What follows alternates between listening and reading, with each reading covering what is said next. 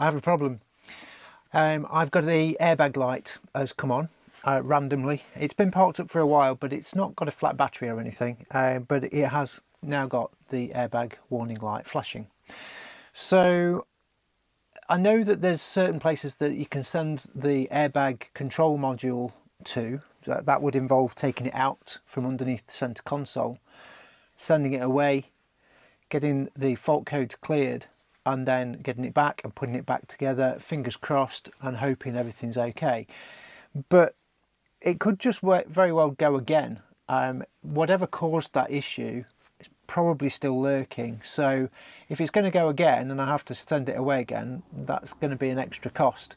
And at 80, 90 pounds a time, whatever it costs, that just seems like a lot of money.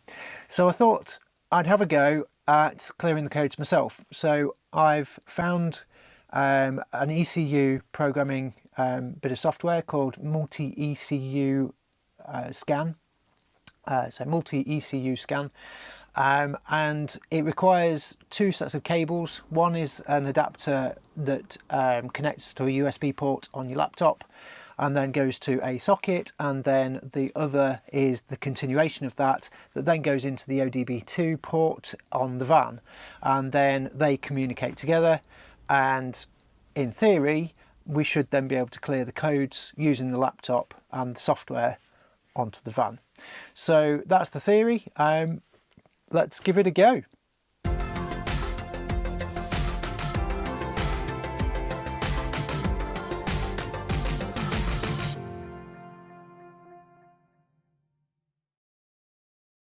So our trusty next day delivery partner has sent this across, so let's see what's come in the package. So we've got the USB cable itself. So this is the bit that goes into the laptop, and then this bit. Now apparently it's important to get a modified version. So there's one of these, and then there's a modified one of these. I'm going to put the link to this one in the description below. So if this works, then you'll know to get this one, and if this doesn't work, you'll know not to get this one. Right, and then the other thing that we've got is a set of cables. So in here, apparently the one I need for this job is a yellow one, which will be that one, presumably. But there is also a green one, and a purple one, and a red one. And I think they just basically mean that when you're using the software, there's various different parts of the van that you'll connect to and control. So it could be the body, it could be the engine, there's gearbox, I don't know. There's just various sections of the van, and the bit that we need is apparently on the yellow, but the software will tell us what we need to connect, I think. So let's get the laptop out.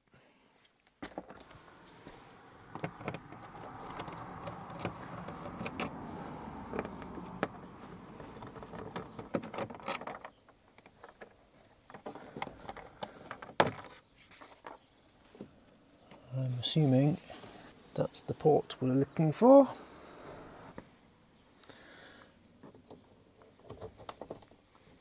Okay. It would probably be a good idea to double check that we still do have the actual issue before we come and try and fix anything. So let's start this back up again. You'll see that down here we've got the airbag light and it doesn't go out. In a second we should get a warning on the actual screen itself. There we go. So it's still not happy. USB end into the laptop. Okay, so I'm going to try and do this without activating the software and just see how far we get. It'd be nice to see the fault code, but I don't know whether we'll get that far. So we'll fire up the software. We'll say OK to that. I think we have to have the ignition on, but let's connect that cable first. There's 5 lights on that interface. One of them's on. Who knows? Let's go for a scan. Let's turn the ignition on. Connect. Connecting to ECU. Key must be on. You need the Okay. Connect. The key must be on. You need ELM327 ADB key interface to connect to this module. Check. Right, we are about 2 or 3 days later. I got a little bit fed up of trying with the old ones, with the old cables, so I decided to splash out on the Gendon cables, which appear to be affiliated with the software. So that's just arrived. We're going to fire that up and see if it's any better with these other cables. So we've got a new USB adapter cable thing. Let's plug that into there. That's into the car, into the van. Put the ignition on. So we'll go into settings. We'll go to interfaces and we'll select, what's this one say on it? This one says V-Gate, and we now have a V-Gate. That's not Bluetooth though. USB, okay, V-Gate USB. And COM port 4, it was COM port 3 for the other adapter. So if we click test now, hopefully that'll come back. Yeah, okay, right, so that's happy. So let's go OK on there, OK on there, click connect again. Yes, connecting to ECU, key must be on, which it is. Invalid ISO code. Right, we need, okay, we need to be on 290, 2.3, connect. Yellow cable, yes. Connecting. Okay, so this has connected. Let's have a look for errors. Error inside. The fault is present now. Take appropriate action to fix this sensor fault. The dashboard warning light was activated for this fault. Error details. Now look at look at that. Battery voltage 11.7. I'm thinking that that is potentially the reason for the original error. So normally the Sargent control panel will charge the vehicle battery until it's full.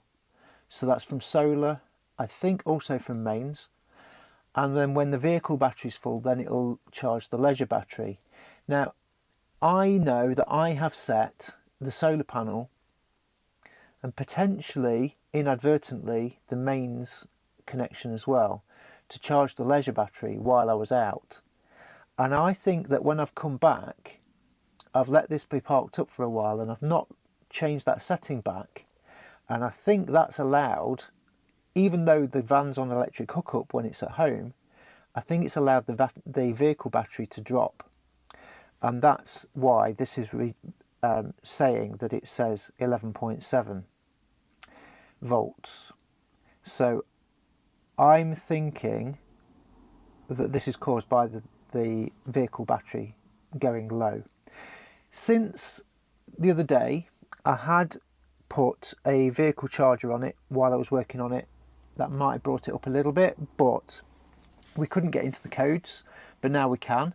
But also since then, I've reverted the charge. I've set the charge to charge from electric hookup onto the vehicle battery. So we should be good to go with a decent vehicle charge, decent state of charge on the vehicle battery.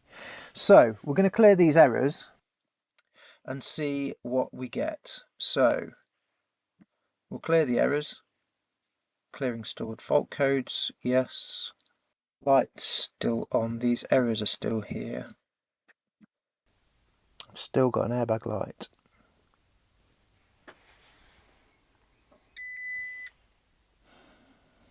Okay, so if I connect, I've got the yellow cable, click yes, connecting to the ECU. I'll go to errors again. There's no error. Oh yeah, there are some error codes. Okay. But now it says the battery voltage is 12.3. 12.3 doesn't seem very high, to be fair, given that it's on charge. Let's try starting it up.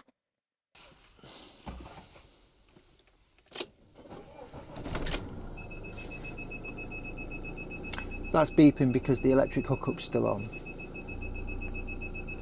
Okay. I'm going to clear those errors again.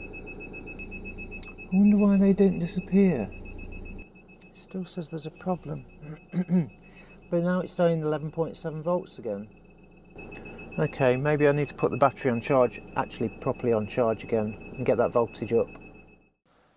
Okay, so a bit of an update since I last spoke to you. So basically, I've tried buying some cheap cables and the MultiECUScan off of Amazon. Well, I got the software direct from the website from MultiECUScan, and then I bought some cables from Amazon. Those cables didn't work, so although I could connect to the van, I just wasn't able to connect to the airbag. So that obviously is no good at all.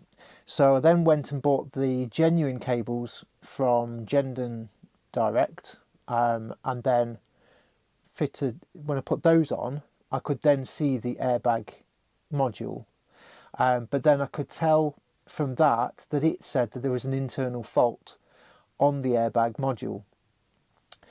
And so I then started doing some research to find out whether that was something that I could clear. And there was a lot of debate that I bumped into. There's a lot of talk about there's some connectors underneath these seats that can sometimes trigger faults on the ECU for the airbag. You can clear those by the sounds of it, but that's not really what this was. So this was more of an internal electrical fault on the airbag module. So when I looked into that a bit more, it seems like there's some people on the internet are able to reprogram their ECU. It just seemed a little bit further than using the MultiECUScan software. So I ended up phoning the people that I bought the cables from. So I phoned Gendon and they were very helpful, and I explained the issue that I'd got. They even suggested what they thought the fault code was from memory, and I confirmed that that was actually the fault code. And he said basically the low voltage that the van battery gets to at some point, when it gets to that point, it corrupts the firmware inside the chip that's inside the ECU. So that means that it's not just a matter of clearing the fault, you have to actually reprogram the chip with the program, the EEPROM settings that it would expect to have. So it's more like factory reprogramming of the chip rather than just logging into it and clearing some fault codes. And he said that I'm unable to do that from the MultiScan ECU software. So it would need to be sent away to a repairer. There are a couple on the internet. There's a lot of talk of crash data. I have no dealings with crash data. I have nothing to say good or bad about them. There's a lot of people saying good things about them. I can't say one way or the other. However, when I looked into that a little bit more closely, it appears to be that the older airbag ECUs that come on these era of vans, so this is a 2017 van, so around about that time, these airbag ECUs are known for doing this. And I've seen a few people saying that on these vans, when they've gone to reputable repairers and had them replaced, they've been replaced with newer model numbers of the ECU. So that got me thinking as to whether or not I could get a newer ECU to prevent this thing from happening in the future, because it's all right having this reset and reprogrammed, could send it away and get it done, but if it comes back and then for whatever reason the voltage drops again and it corrupts the firmware again, then I'm back to square one and I'm going to have to keep repeating this. Whereas if the newer ECUs are less likely to do that, then I've got less of a risk. Also, if I can source a new ECU, then I've got two ECUs. So potentially I could get the original repaired if I wanted to. So I've been onto eBay and I've managed to get a brand new, apparently brand new, Airbag ECU. It looks brand new. It has the newer model number. It's got a build date of June 2023. So it's all looking good as long as it will talk to this van. And from the research that I've done, it seems to suggest that it will. So today's job is to disconnect the battery, power everything off, and remove the original ECU, put this one in, and then use the MultiECUScan ECU software to what they call proxy align this unit into this van, because at the moment the van doesn't know this ECU. So when we put this ECU in, I'm expecting that the mileage will flash on the dashboard of the van saying that it's not happy about something. And from what I can gather, if I go into the software, I will then see that it thinks that there's an issue with the Airbag ECU. And if I proxy align it, that should correct that issue, and then we should return to normal. That's the plan. So let's get cracking. 10mm spanner. I was just doing the video editing and I realised that I couldn't actually see the Airbag ECU, which is this, when I was filming earlier. So here is the Airbag ECU. This is the new one obviously because I've already done this job. There's a bolt there and there's two bolts. There's one just under here and there's one at the other side. You can't get to the top of those until you've moved this plinth here. So that piece, there's one screw here and there's one at the other end, and all you need to do is take that screw out, take the other screw out, and just lift this slightly up behind here. You don't need to take it out. It's difficult to remove, but you don't need to take it out. You can just lift it up enough to get a socket on the head of the nuts. You can see the nuts there. There's three of these. So you just need to get onto there, one onto that one, and one onto the other one at the other side. You'll notice also that there's two cable looms around that side, and basically in order to disconnect those, there's a little button inside the cable connector. You just push the button in and then pull the lever around. So you push the button in and you pull the lever around to disconnect the cable from the ECU. But you'll find it easier once you've taken the bolts out. You can grab the hold of the unit itself and then you'll be able to see. Fully floating connectors. Okay, so that is the old one. Okay, so new one, 290, 2.3, airbag, module, connect, put the yellow cable on,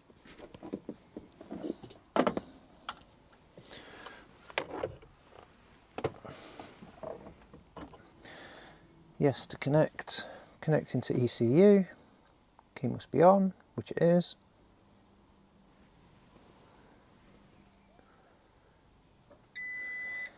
Invalid ISO code. Warning, in unknown ISO code, module cannot be identified. yes to continue, no to abort. Okay, yes, continue. Okay, so are there any errors on it? Okay, right, so there's no errors. Let's go back and we'll disconnect. Is it body? Proxy alignment, okay. So let's go into there. We'll go connect, yes to continue, connect into the ECU. Okay, so it says it's failed. Can I go to adjustments? What's in there? Okay, execute.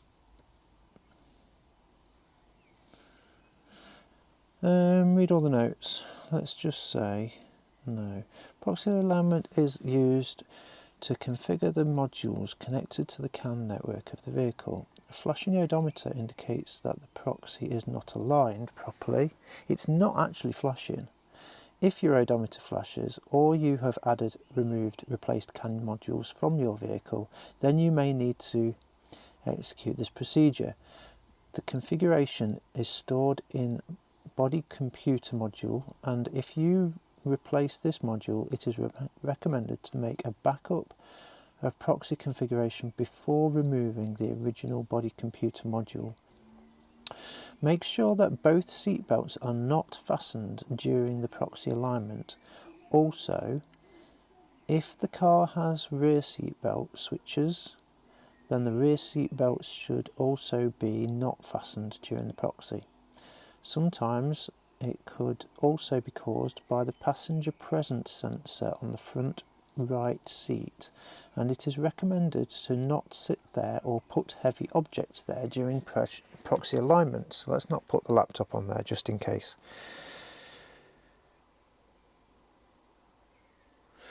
Oh, okay, so we can see proxy configuration control, incorrect component installed. That's quite good. I think we just have to go for it. Let's disconnect. Proxy alignment. Connect. Yes.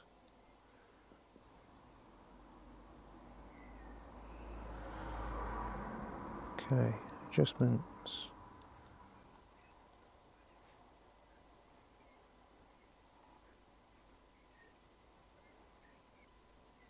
Completed. Turn the key to off. Yes to continue. Right, let's give it 60 seconds. Okay, given it 60 seconds. Key back on. Airbag light has gone off. Left front door open, which it is. Result, we have a fix. I'm going to start it up just in case.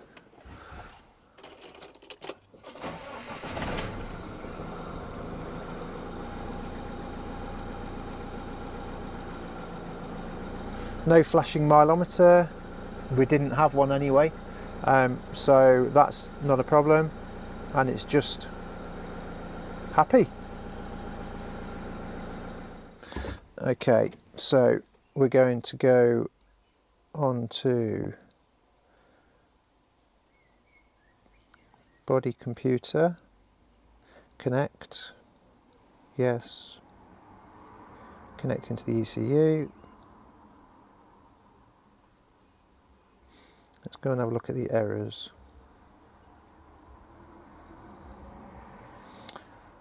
Okay, it's still there. Let's clear those.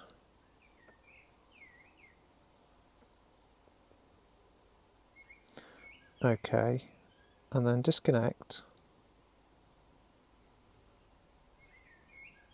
We'll just go back in one more time. Yes.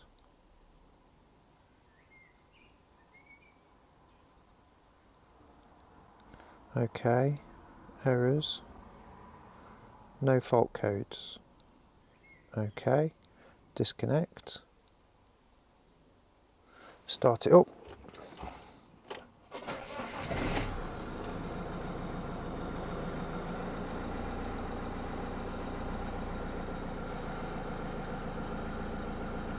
turn it off.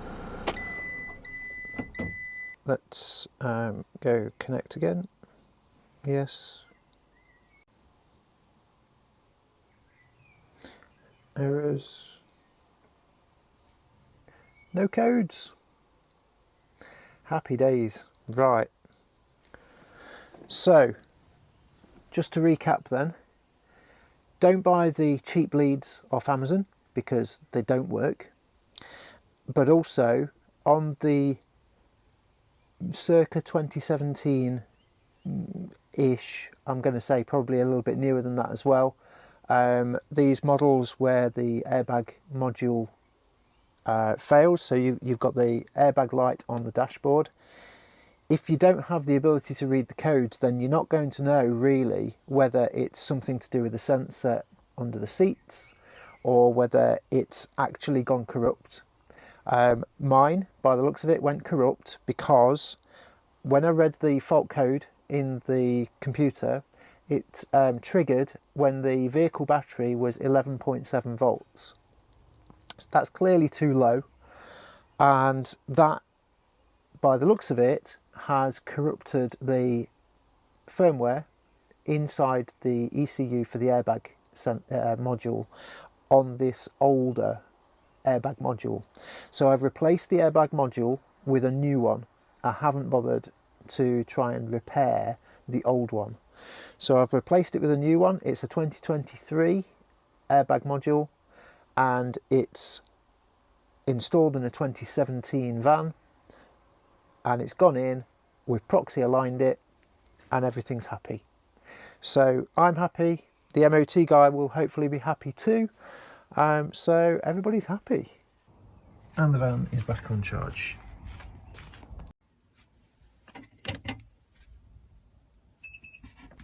I'm also going to check, because I don't want this to happen again. So it says leisure charging there. I'm going to go into vehicle battery good, solar to vehicle. Okay, I'm going to go into there. I'm going to go into the secret menu, and I'm going to go into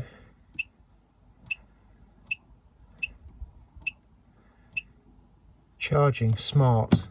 Needs to be smart. That charges the vehicle battery first. Solar charge is also smart, because if you set that, the three settings are smart, leisure and vehicle. So if you set it to leisure, it will never charge the vehicle battery from the electric hookup, which is what this van sits on when it's not in use. So if that's helped you, obviously I'd love it if you could subscribe to the channel, give us a thumbs up. If you've got any help that you can offer to other people, please put it in the comments below. We're all here to help. So if there's anything you can add to this, that would be great. So until the next time, thanks for watching. See you soon.